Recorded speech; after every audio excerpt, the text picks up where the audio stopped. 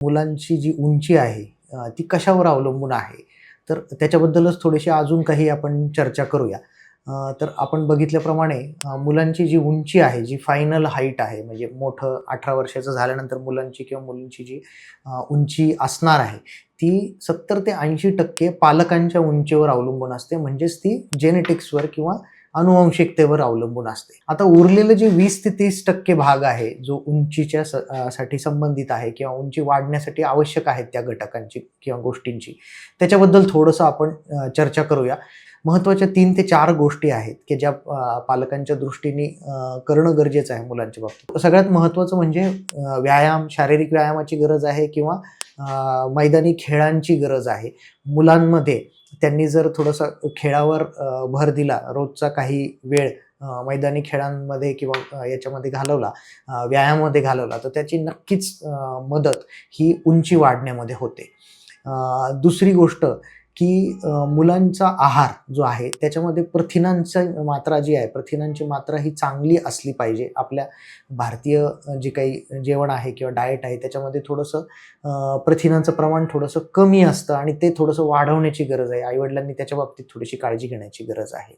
तिसरी गोष्ट, मुलांची झोप अतिशय चांगल्या पद्धतीने एक साधारण 7 ते 8 तास रोज रात्री चांगली झोप होणं फार गरजेचं आहे. का बरं? कारण हा जो ग्रोथ हॉर्मोन नावाचा हॉर्मोन आहे, जो आपल्या पिट्युटरी नावाच्या ग्रंथीमधून स्त्रवला जातो. मेंदूमध्ये ती ग्रंथी असते, त्याच्यातनं जो स्त्रवला जातो, हा रात्रीच्या वेळेस जास्त स्त्रवला जातो किंवा रात्रीच्या वेळेस त्याचं काम जास्त चांगल्या पद्धतीने होतं.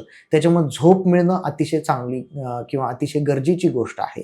आता हा जो ग्रोथ हॉर्मोन आहे तो काय करतो, 2 ठिकाणी काम करतो. एक तर तो आपले जे हाडं असतात त्याच्या ग्रोथ प्लेटवर काम करतो आणि दुसरी गोष्ट, ग्रोथ हॉर्मोनच्या परिणामाने लिव्हरमध्ये IGF नावाचा एक दुसरा इन्शुलिन लाइक ग्रोथ फॅक्टर तयार होतो. आता हे ग्रोथ हॉर्मोन आणि IGF हे दोन्ही सुद्धा हाडांच्या ग्रोथ प्लेटवर काम करतात आणि तिथे हाडांची वाढ घडवून आणतात. तर ही जी क्रिया आहे ही ग्रोथ हॉर्मोनचं चांगल्या पद्धतीने जर स्त्राव झाला किंवा निर्माण झालं शरीरामध्ये, तर ती चांगल्या पद्धतीने उंची वाढण्यामध्ये मदत होईल.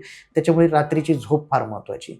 आणि चौथी गोष्ट म्हणजे जे काही इतर व्हिटॅमिन्स आहेत किंवा मायक्रोन्यूट्रिएंट्स आहेत, त्यांचा अंतर्भाव आपल्या जेवणामध्ये असला पाहिजे. लहान मुलांच्या किंवा वाढणाऱ्या मुलांच्या जेवणामध्ये असला पाहिजे.